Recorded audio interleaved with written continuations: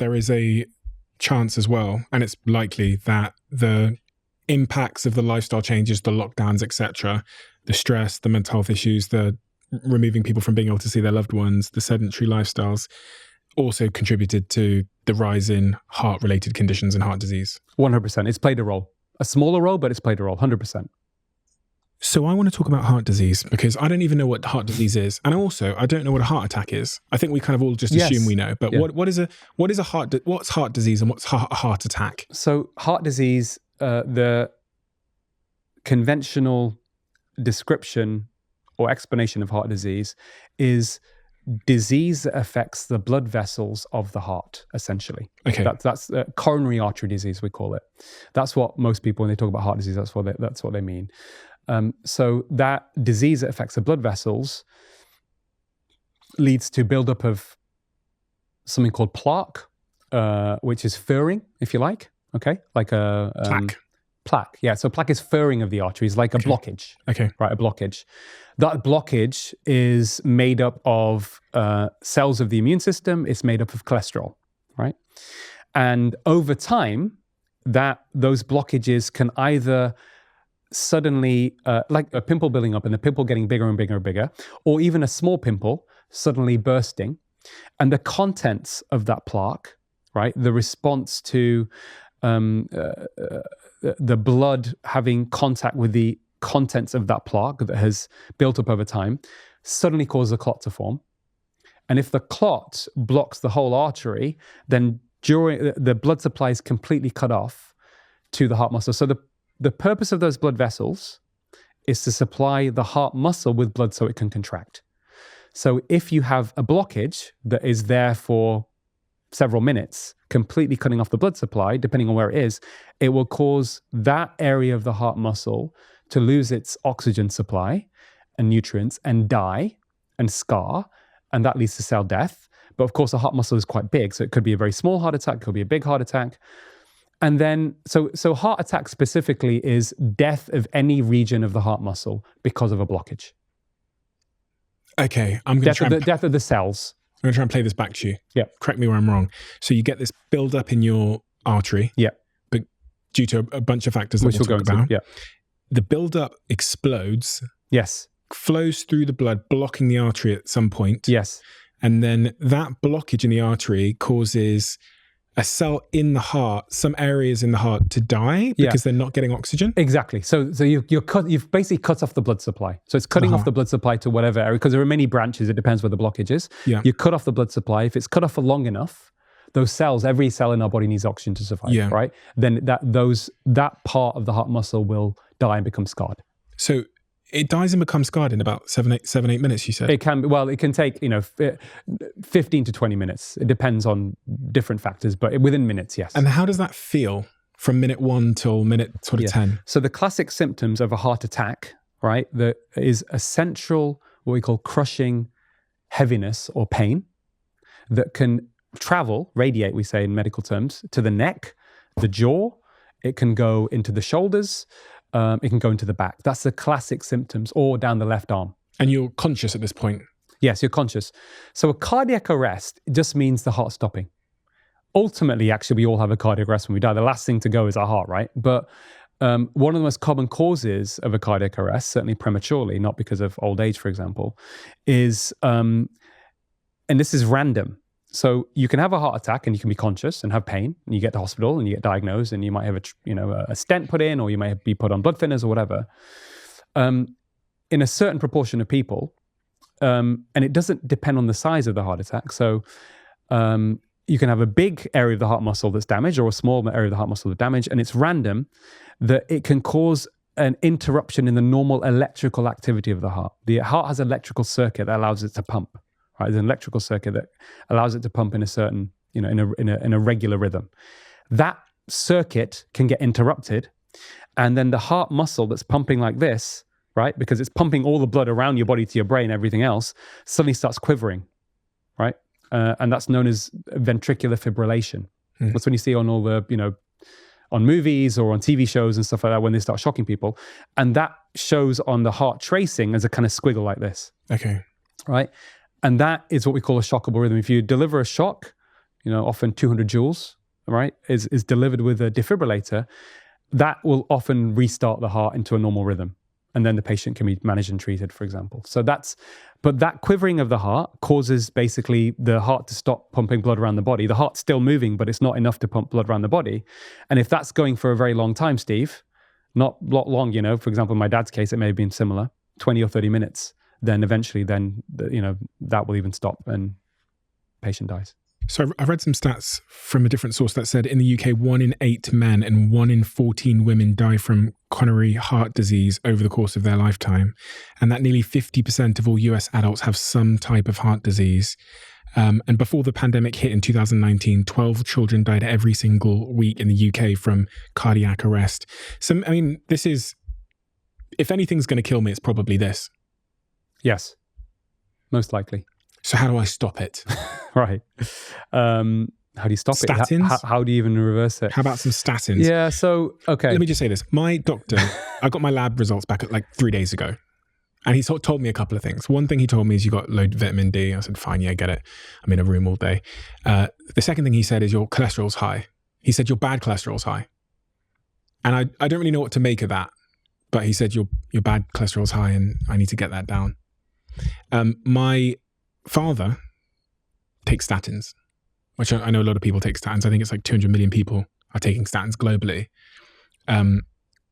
So because I have you here, what do you think of what the advice I was given, which is just to get my bad cholesterol down? And how do I prevent myself ending up on either statins or having a heart attack? Okay. So on the statins issue and the cholesterol issue, traditionally, Steve, for decades and even now, one of the primary focus within medicine, within cardiology, to combat heart disease was to get your so-called bad cholesterol, LDL, as low as possible. So LDL means bad cholesterol? It's called low density lipoprotein. Okay, right? So which is the bad stuff. It's thought of conventionally as a bad cholesterol, right? And the reason for that is that earlier studies that were done on the correlation that was found between high cholesterol and heart disease revealed that very high levels of total cholesterol, there was a very high prevalence of heart disease. But those levels of cholesterol we're talking about going back from studies that started in 1948 that went over 3 decades, where they found cholesterol being associated with heart disease, was only really there at very, very high levels. That's the first thing. The second part of it, and why they thought that getting it as low as possible was the solution, is that people who had very low levels of cholesterol tended not to get heart disease, right? Total cholesterol less than 4, LDL less than 2 millimoles. Let's just say that for argument's sake, less than 2 millimoles per liter. And by the way, just so people understand this, you would have got a red mark probably saying that your LDL cholesterol is high. If it's more, now the guideline suggests if it's more than 3 millimoles per liter in your blood, the measurement, that is considered high. But we'll tease that apart in a second. Now, the thinking was that, okay, if people with low cholesterol are not getting heart disease and people with very high levels of cholesterol are getting heart disease, and that was total cholesterol above 10, for example, right? And LDLs above 7 or 8, massively high, right? Then, or more likely to get heart disease at significant numbers. The thinking was that the lower the better. So all these drug trials started, but there's one thing missing, first and foremost, is that most people's cholesterol, Steve, LDL, is genetic. 80% of your cholesterol, because cholesterol is so why have we got it? It's a very vital molecule in the body. Without cholesterol, we would die. It's required for maintaining the integrity of cells and cell membranes. It's required for hormone production, right? It has a role in the immune system. So it's really important, vital molecule in the body. You can change the profile of the cholesterol. There are different components. There's something called triglycerides, which is a blood fat, and HDL, so-called good cholesterol, and LDL, through dietary changes, but predominantly it's genetic initially, right? So this is a thing. So one could then question, maybe those people in those original studies had genetically high cholesterol, but that doesn't mean the cholesterol was the problem. There may have been something else that hadn't been measured, that we hadn't discovered yet. That was genetic. That was causing the heart disease, but it happened to also be causing a raised LDL. And at the same time, people with low cholesterol They may have had something else, right? They may have had other factors that we now know actually are linked to heart disease, and it's something to do with the cholesterol. So that's the first thing. The next question is, does lowering cholesterol, so the question to you is, does lowering your LDL make any difference? And for many, many years, there was a mantra that was pushed by the medical establishment that there is a linear relationship. The lower your LDL, the less likely you are to get heart disease. In fact, there was a commentary written by one of America's most well-known eminent cardiologists. He was the editor of the American Journal of Cardiology. His name was William Roberts. And he wrote an article in 2011 to try and push the cholesterol message further so more people take cholesterol-lowering drug statins. And it was called "It's the Cholesterol Stupid." And there's a line in that, which I mentioned in my book, where he said, you can be an obese, diabetic, sedentary smoker, but as long as your cholesterol is low enough, in other words, LDL cholesterol, you will not develop heart disease. Think about that for a second. Now, I'm just putting that to you, Steve. Now, you hearing that, does that sound plausible to you? No. Right, it doesn't, does it? It sounds a bit strange, doesn't it, right? And I thought, this is odd. I started looking into this in a lot of detail, probably 2010, partly because by the end of by the late 90s, the people who had discovered the relationship with very high LDL cholesterol, which is actually, by the way, genetically linked to a condition called familial hyperlipidemia, affects 1 in 250 people, right? People's cholesterol is sky high. Those people who got the Nobel Prize for this discovery said they predicted almost the eradication of heart disease in the world by the early 2000s because we had discovered these drugs called statin drugs that lower cholesterol and are shown through clinical trials to prevent heart attacks and strokes and death, which we'll come on to, right? So you've got the combination of that. But before statins came on to the market and have been prescribed now to 200 million people, one of the things that isn't talked about enough is that there were lots of trials done. So you've got this hypothesis now. We think we're right here. We've discovered that very high cholesterol in the population has got a strong link to heart disease. And we've discovered that very low cholesterol doesn't give heart disease. But by the way, what's interesting is for 95% of the population in the middle, there was no relationship with who was going to develop heart disease and who wasn't, depending on based upon their cholesterol. Okay? But they thought, let's develop these drugs to lower cholesterol and we prevent heart attacks. So all the drug trials, Steve, before statins came on the market, did not show any benefit. So you've got the trial where you've got someone with high cholesterol and another person with high cholesterol. One person gets a drug and the other person doesn't. You follow them up.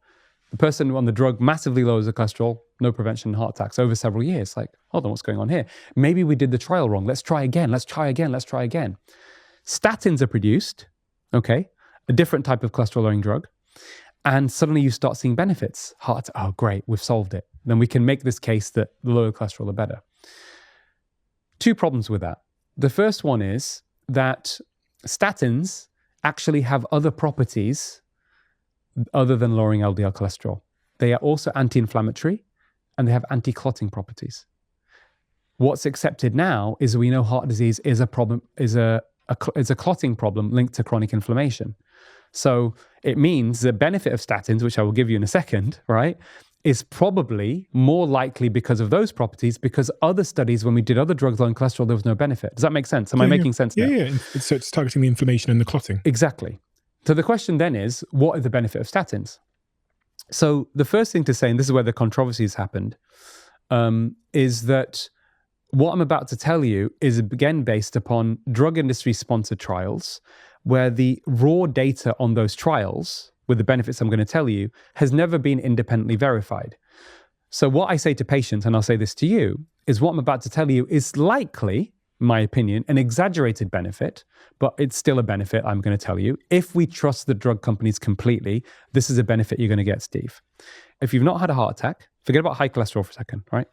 This applies to everybody. If you've not had a heart attack, or you have not been diagnosed with severe blockages, right? You've not got that, right? And you would know if you did because you'd get symptoms of chest pain doing exercise. Then the benefit of a statin for you over a 5-year period, at best, is 1 in 100 in preventing you having a non-fatal heart attack, a non-disabling stroke, but will not prolong your life by 1 day.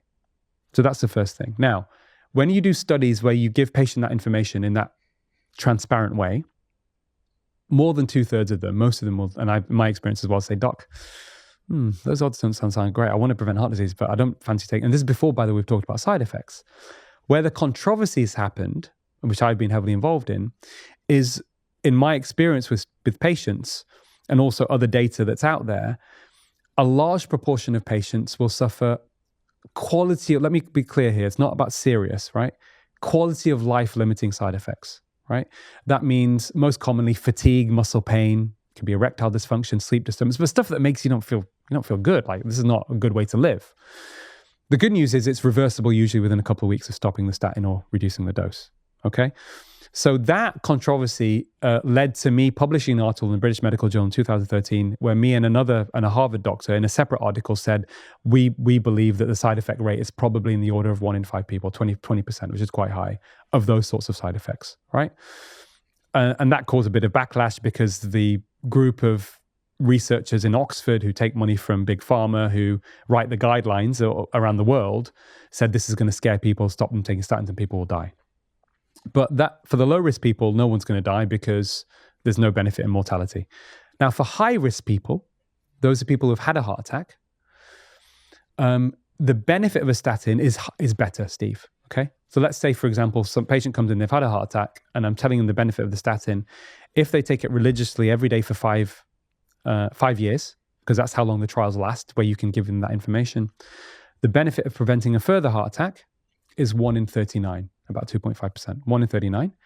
And the benefit in prolonging their life is 1 in 83, right? There's another way of looking at the stats, though, based upon, again, industry-sponsored trials, all of the trials that have been done on statins. And people might ask a question. They don't often ask this, but they may ask the question, how much longer am I going to live, right? Like, okay, let's just throw this question to you. Say you've had a heart attack, you survived a heart attack, doctor says, take this drug, and over a 5-year period, how much extra life extension would you hope it would add over that 5 years? You can do it over 20 years, but just say 5 years to start with. How much longer would you hope to live from taking that statin? Okay, so over 5 years, then I'd say maybe a year. Okay, 25% more. Okay, fine. That sounds pretty good. 20% more. Yeah. Okay. Yeah. The actual figure, not disputed, from industry-sponsored trials, right? 4.2 days, just over 4 days. Is that because they haven't done it over a long enough period of time? No, I mean, if you then extrapolate it out, if you presume the benefits are going to keep going on, you could then argue, well, over 10 years, it'll be 8 days, and over 20 years, it'll be 16 days or whatever, right?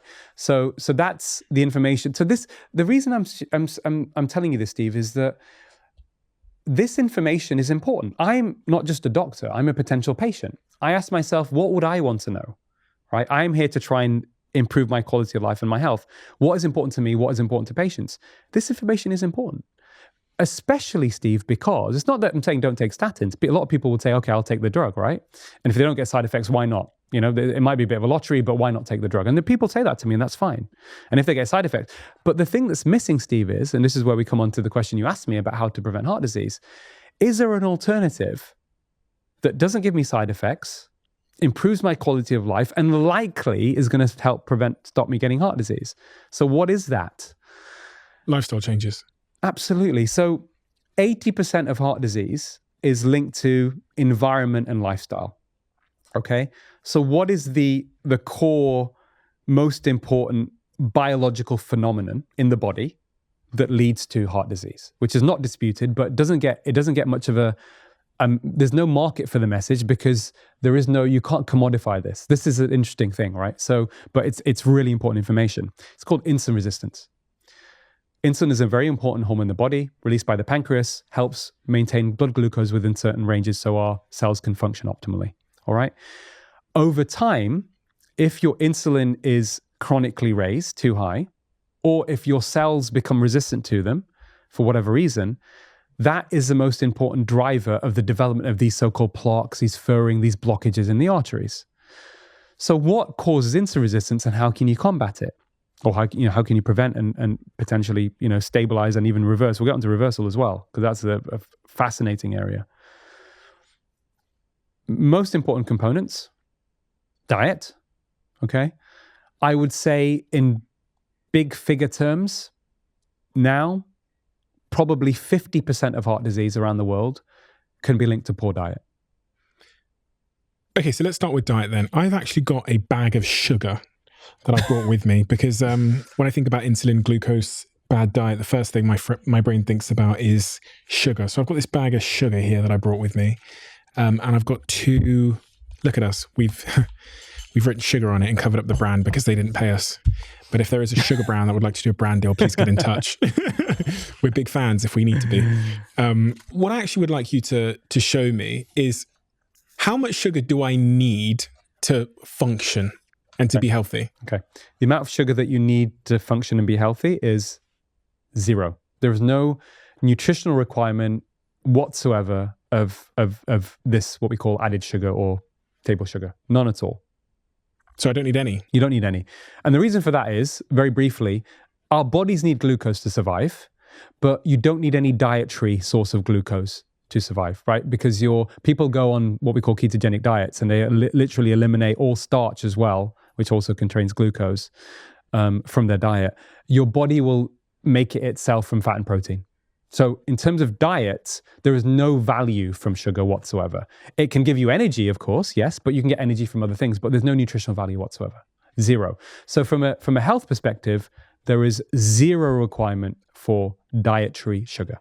So when we say that Americans are consuming a lot of sugar every day, are we talking about added sugar? Yeah, we're talking about, so the World Health Organization now, after I was involved in this campaign, and there was a lot of attention on it, they revised their guidelines. So they recommend a maximum limit for the average adult of actually 6 teaspoons of either, so maximum limit, okay, which you don't need it, but maximum limit, because after that, that's when the health consequences start to accumulate. 1, 2, 3, 4, 5, 6. Okay, so that's the maximum daily limit. Maximum daily limit, okay? But just to give you an example, so one sugary drink, we don't name any brands, all right? You wouldn't have to, would often a 330 ml, let's say the most famous sugary drink in the world. I have no idea who you're talking about. Would have 9 teaspoons on its own. 9 teaspoons? 9 spoons in one of those, right? And that's just in the 330 ml. Imagine going to the cinema and having half a litre or whatever else, right? Jesus. Yeah. So one can of beep has 9 teaspoons of sugar in it. Yes. Which is... Yeah, which is, so 4, yeah, absolutely. Well So 4 grams is 1 teaspoon. Okay, which is well above the daily recommended. It is now, daily absolutely. maximum. One chocolate bar, yeah, like a standard size chocolate bar, what we grew up with, about the same. Leave chocolate out of it. Right? Well, listen, you have dark chocolate. I love chocolate, right? Yeah, dark chocolate. For children, the US Department of Agriculture, for the average 4 to 8 year old child, think about kids as well, they're the most vulnerable to a lot of these problems of sugar. They recommend a maximum limit of 3 teaspoons. Yeah. Now, the average person in this country, in America, is consuming at least 20 teaspoons. Now, when we talk about sugar, we're talking about World Health. The word they use is free sugar. So that means this sort of sugar added, right, to foods, but it also includes fruit juice, honey, and syrups.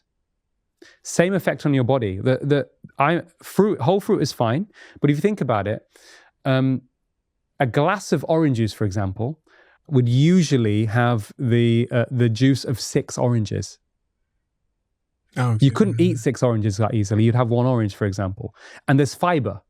And the fiber has a counteracting effect on terms of the way that the glucose and fructose is affected, absorbed in your body. A lot of it's to do with the rapid increase in the bloodstream of blood glucose. And that causes huge spikes in insulin. And the problem with that over time, of course, is you get chronically raised insulin and heart disease. But also, interestingly, the more rapidly you have a food that causes a glucose spike, the more quickly you're going to get a crash, because insulin goes up quite quickly and it causes it to come down, and it drives hunger. Yeah. So that's another problem. So the food industry, I think, knew for a long time. That's why, in America, and it may be similar here, 70% of foods purchased in the supermarket in America will have added sugar, because they knew that it increases the palatability and the consumption. Of course, they're there to sell food, not look after your health. So you said 20 teaspoons is the average for an American? At least 20 is probably much higher. I'm gonna have to ask you to show us that. Yeah. Just so I can see what that looks like in a glass. It's disgusting. That's disgusting. when you see it like I that. know. And you don't realize that you're having that much sugar in a day. But I mean, technically that's what 2 cans of fizzy drink. Yeah. Yeah. But the thing is, a lot of the sugar that's being consumed are in foods that people wouldn't think have sugar in them. They're not the usual junk food, your cakes and biscuits and whatever else. They're in things even marketed as being healthy, low-fat foods, etc., low-fat yogurts. So could you just summarize what we have here then, in these 2 glasses? Yeah. So this is the maximum daily recommended limit by the World Health Organization of sugar consumption, after which you then start to see increases risks of disease. And this is what, at least, I think, what most people are consuming at the moment. If you love the Diary of a CEO brand and you watch this channel, please do me a huge favor. Become part of the 15% of the viewers on this channel that have hit the subscribe button. It helps us tremendously, and the bigger the channel gets, the bigger the guests.